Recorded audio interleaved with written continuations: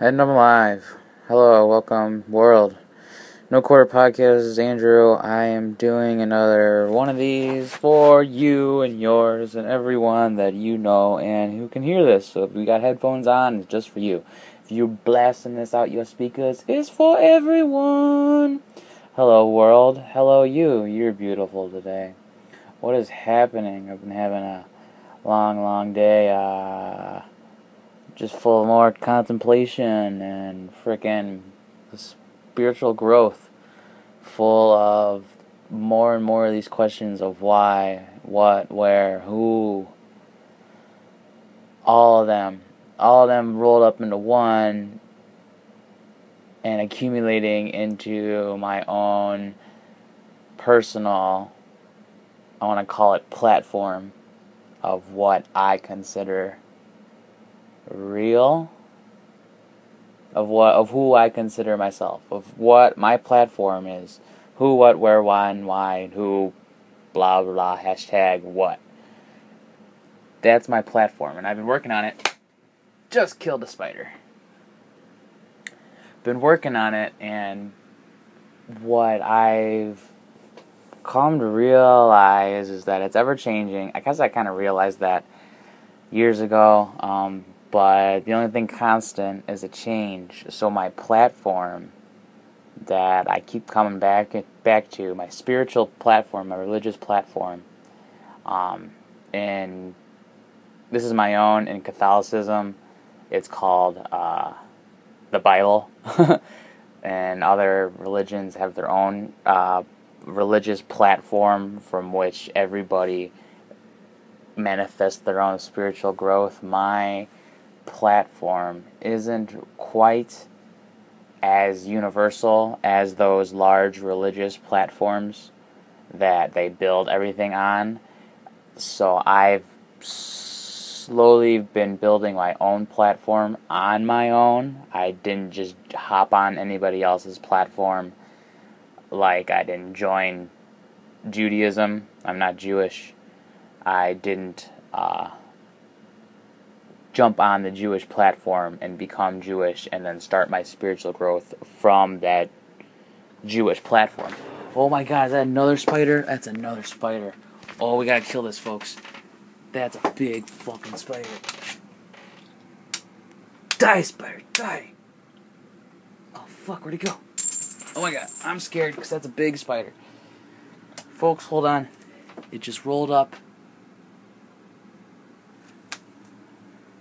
I wanted to smash it with my phone and my recorder, but I didn't.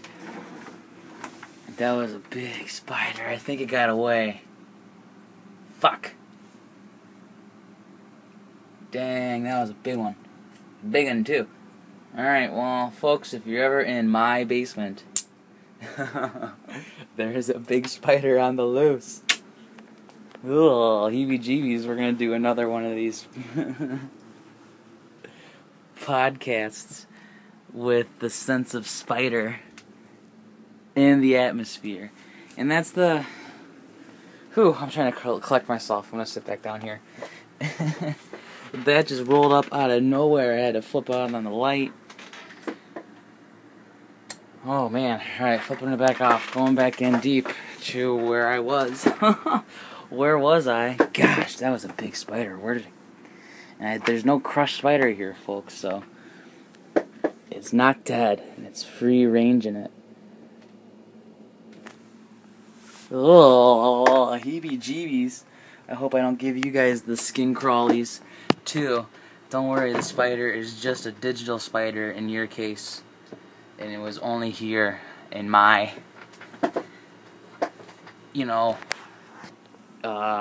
surroundings, my, what's it called?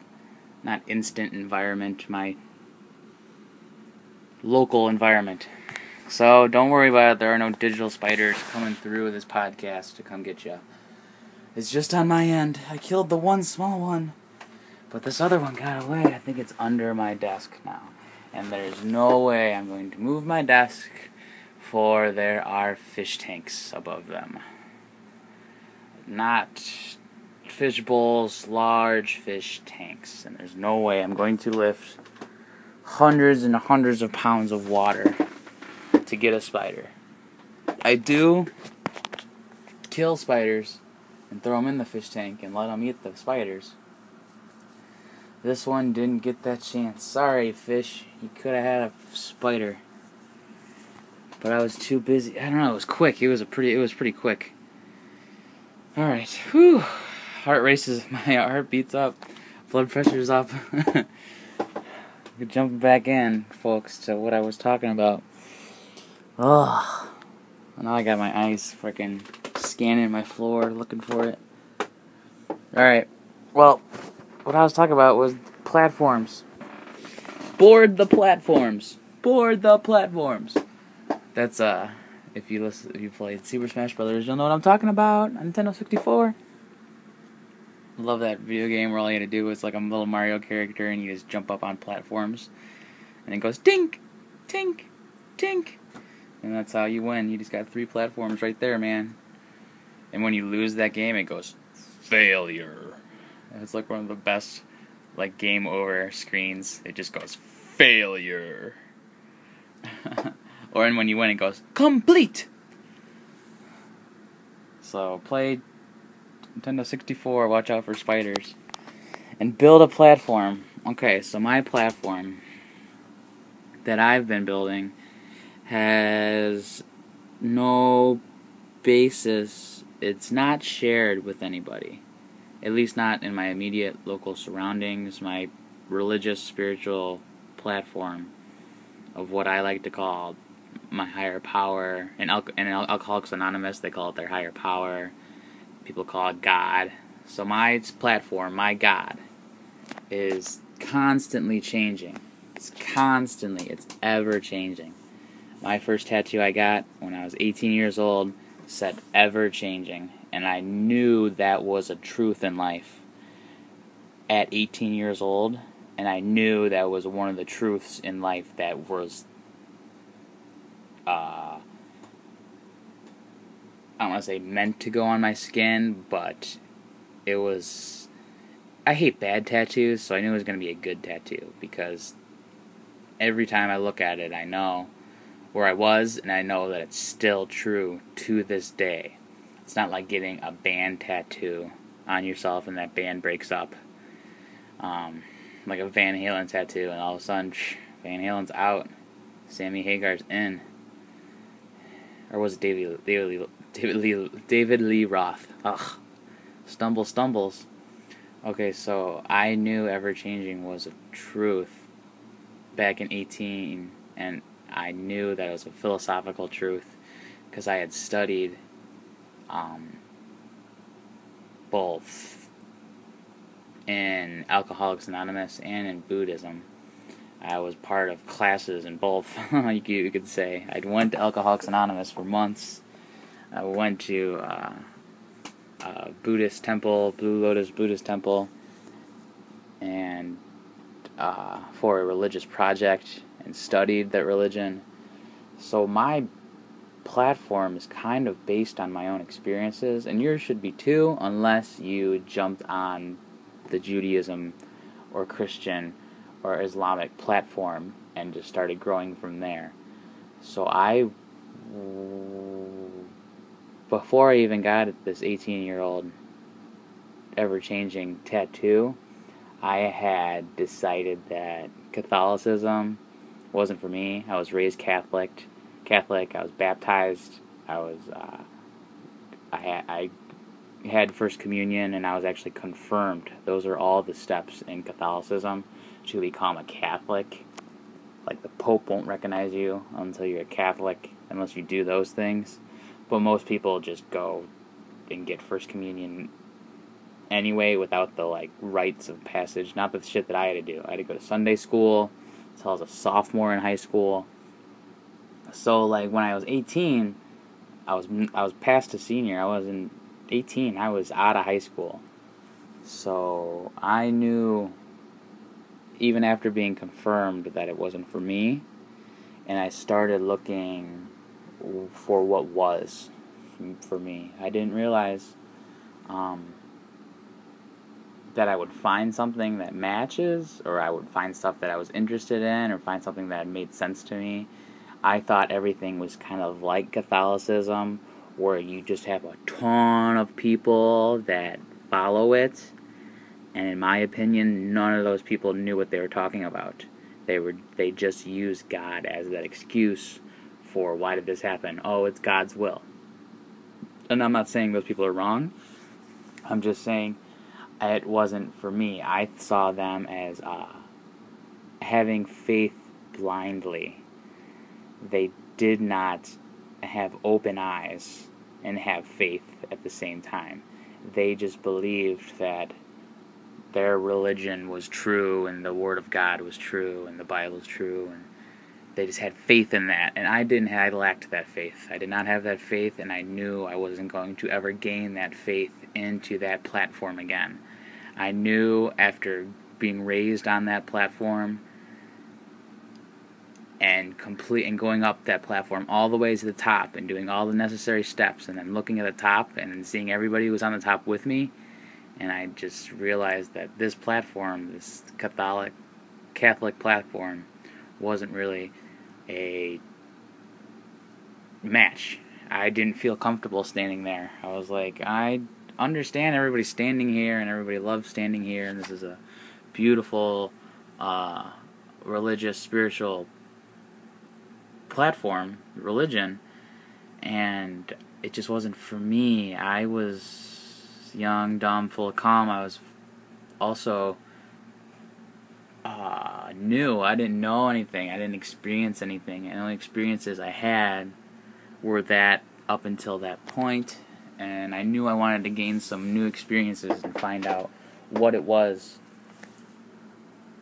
I'm looking for that spider. What it was I wanted out of my religion, out of my struggle for who, what, where, when, why, and how, why am I here, what are we all doing.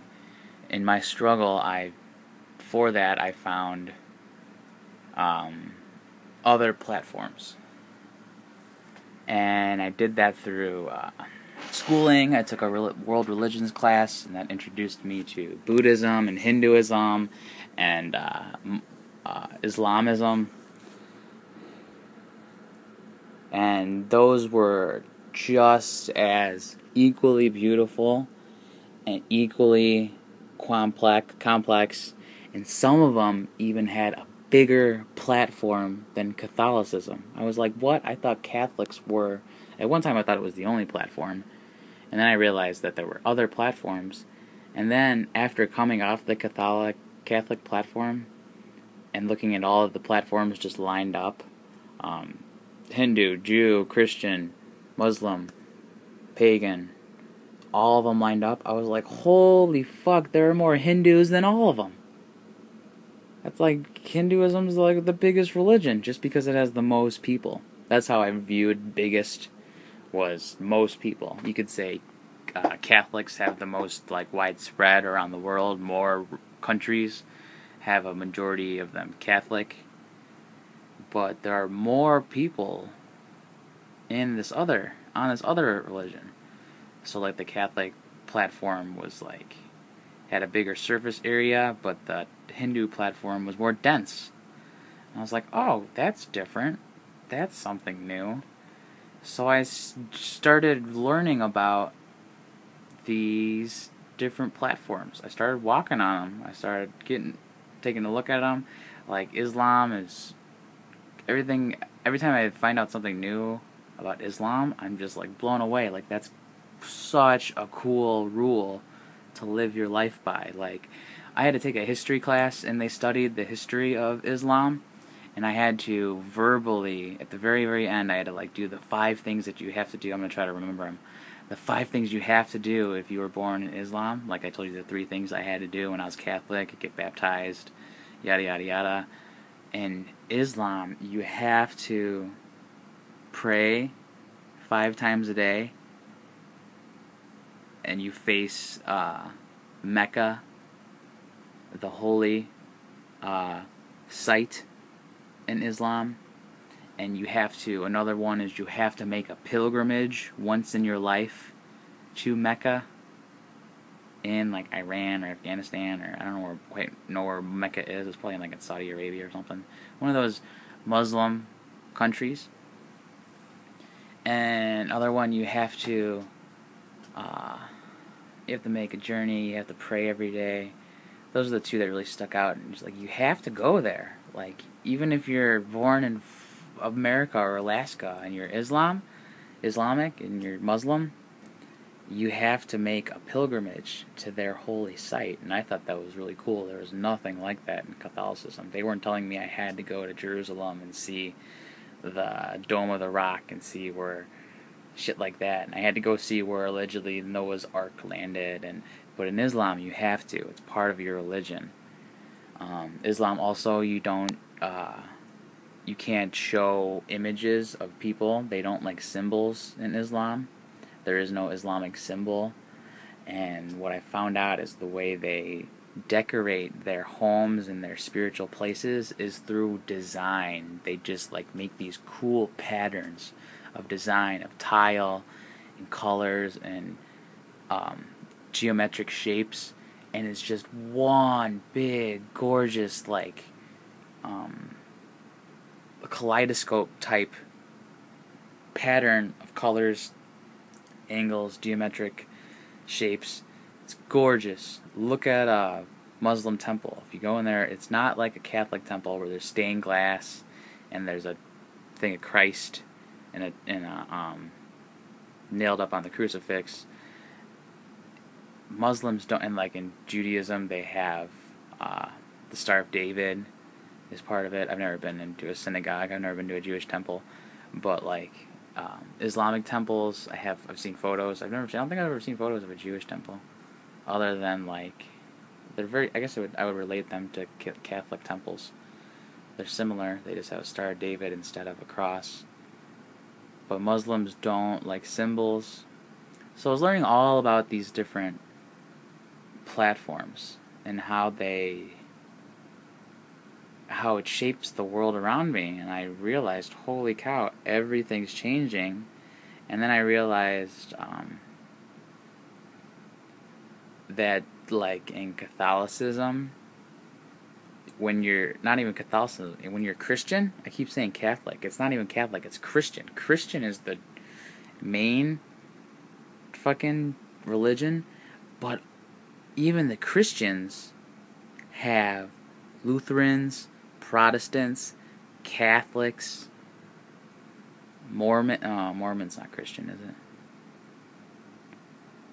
I don't think Mormon's Christian. Mormon's something else.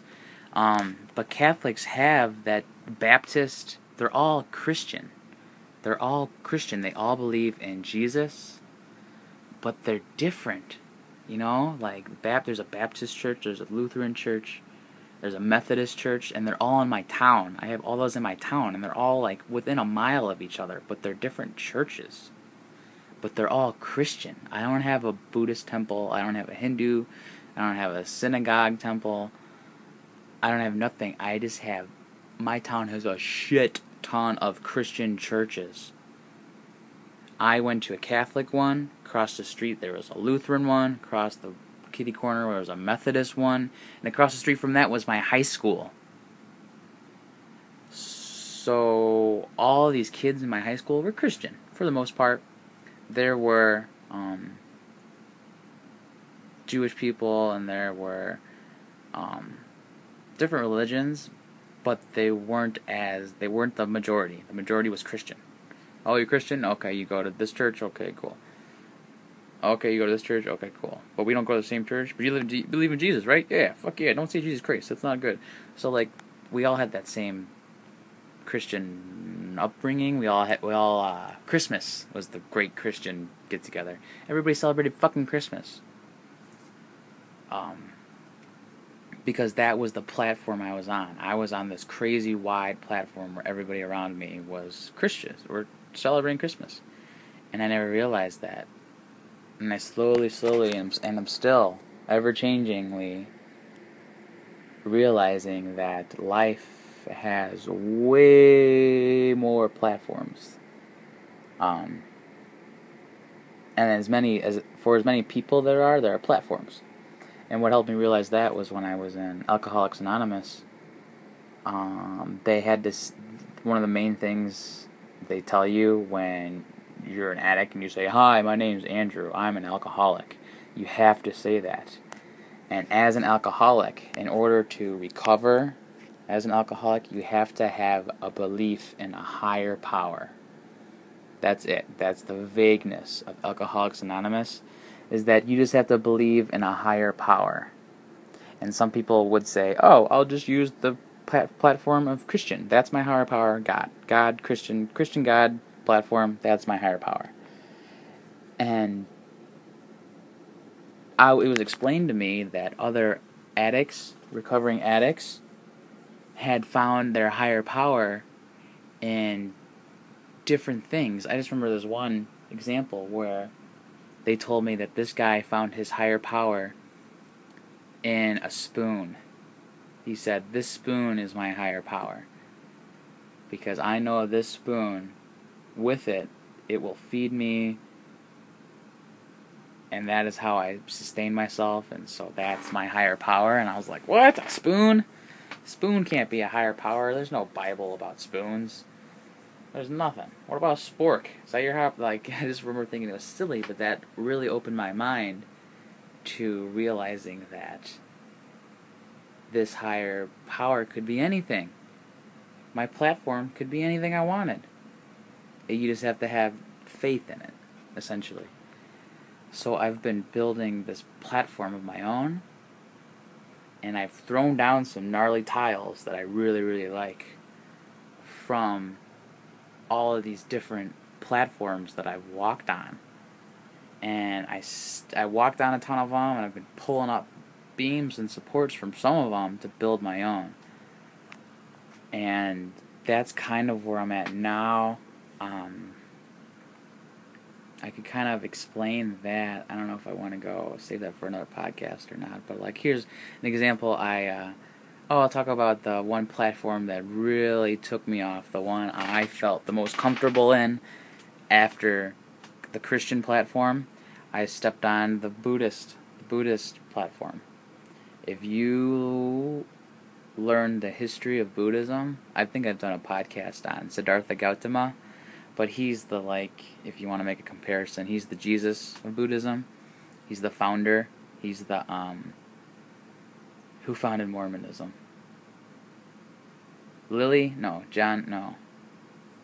Hubbard.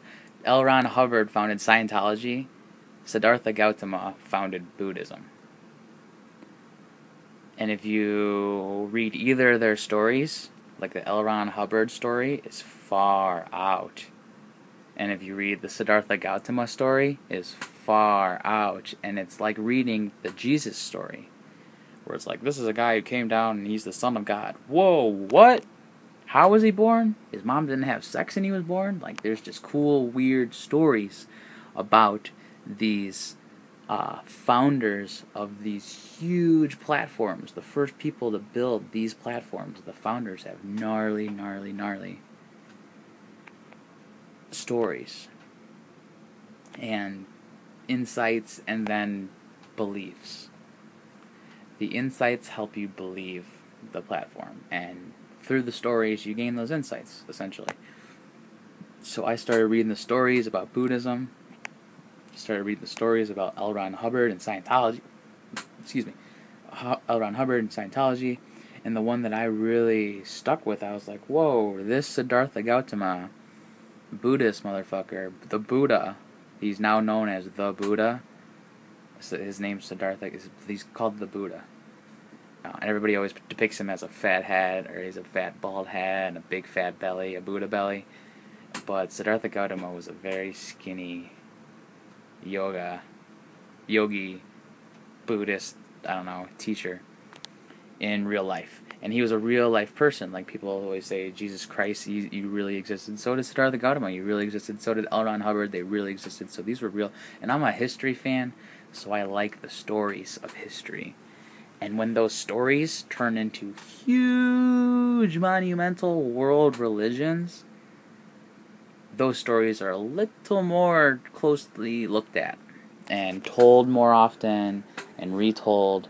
So I liked those stories, and I liked listening to those stories, and I found the stories that made the most sense to me. I remember reading my religion book about religions, and I took notes on Hinduism and Islam and Buddhism, and I remember taking notes on Buddhism and just going like, that makes way more sense than anything else. And in Buddhism, they believe, like, one of the things that really stuck out to me and that they believed was tattooed on my leg, and they believed that everything was ever changing. Nothing stayed the same. Even you now, there are cells dying in your body and being replaced by new cells. And in every 10 years, you are a completely different person than who you were 10 years ago, because all of your cells have regenerated and died off. So you are physically a completely different thing. All of your brain cells, all of your blood cells, everything that you were 10 years ago is physically, molecularly, cellularly gone. It's not gone. It's not, well, yeah, it died, it's gone. Your cells were living, they died, they're gone. They fell off in your dead skin cells, and your fingernails, and your shedding of your hair, even when you peed, and they're just gone. They died. Shit, so what was I going to say? So yeah, you're living in this ever-changing life. And the reason I got the ever-changing tattoo was not from a Buddhist Eastern philosopher. It was from a Western philosopher named Socrates. Or Aristotle, one of the two. I think it was Aristotle. Or a follower of Aristotle's. And he said, you can never step in the same river twice, because a river is always flowing. So when you step in a river, that water washed away, and you want to step in it again, you can't step in it at the same spot, because that water is down the stream. So you can never step in the same river twice. The river is ever flowing, always changing. And that's what you yourself are. You're ever changing, you're always flowing, and that's really one of the biggest truths that came to me at a young age. And that's why I tattooed on my leg. And that's why I added it as part of my platform. That made a solid beam in one of my platforms, was that this beam is always going to be ever changing. Your platform's always going to be ever changing. So I kind of accept that. Whereas Christian beliefs and, like, especially I would say Muslim beliefs, are not so much into the changing of their religion. They like things to stay the same. They like you, especially in those Arab and Islam and Muslim countries, like, women have to wear the is it called the hijab, or I think the hijab is the thing on the head, but they have to wear a shawl. They have to cover up. It's part of their religion. And in, like, Christianity, it's slowly come around, because the Pontificus, the Pope, has come out and said aliens are real, gay marriage isn't that bad. The new Pope. The old Pope, though, wasn't as liberal. But it's cool that the Christianity religion is changing. The Muslim church doesn't seem to be changing as much. But it is. It definitely is, because I think it was just a joke. I heard that Muslim women can now drive or something like that. They were just making a joke about it, but, like, that's a rule. Like, that's a thing in their country that they believe wholeheartedly and will not change on. They will not budge on that. Whereas I know that you are always budging, and one day you're gonna budge so much that it's gone. You know? I don't know. That was a bad example, but everything's ever changing, so you can't hold on to anything. So that built a huge platform in my life, and it's kind of something that I always live by, and that like a simple way of saying it is, everybody's heard, this won't matter 5 years from now. None of this will matter 10 years from now, 10 years down the road. And I know that for a fact, because I know that 10 years from now, my whole body is going to be different, on a cellular level at least, because all the cells in my body will die off and replicate. So I will be a completely different person 10 years from now, and that falls into the line of ever-changing. And I think I'm going to call that one an end right now. I'm kind of on a roll, but I will tune in. Coming up this week, I got some free time, so I'll definitely throw up another podcast. If you're listening to this, thank you so much for tuning in. I am going to keep pumping these out. I want to keep them more raw, because the more I learn about podcasts, the better I'll get, and I won't add stupid no quarter title pages and shit.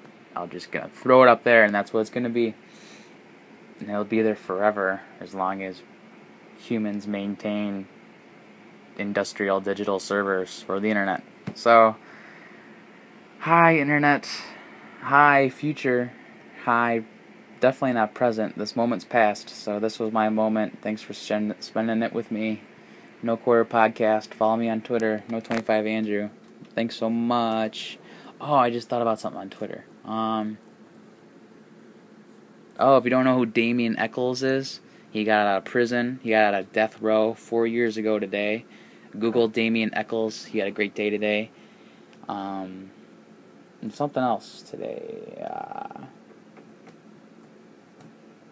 Anyway, that's all I can think of. I'm going to listen to a Joe Rogan podcast. I suggest you do it too, because I love Joe Rogan. Alright, thanks for listening to this podcast. I enjoyed it. I enjoy you. Have a great day. Stay positive. Build a platform, or realize that your platform is changing. So stick to it. Tell me about your platform. Send me a email, no25andrew@gmail. Send me your thoughts on your platform. My platform is ever changing. I haven't come up with a name. It's called Andrewisms. Andrewisms. How about that? Alright, thanks for tuning in again. We'll see you later. Have a great day. Make it a great one. And if I don't see you, good afternoon, good evening, and tonight, because Jim Carrey's crazy. Alright, see ya. Big kiss. Joe Rogan rocks. Mwah. Gonna turn it off. This is a podcast host. Close the door. Put out the light. You know they won't be home tonight. You chose the path no one goes. We hold no quarter.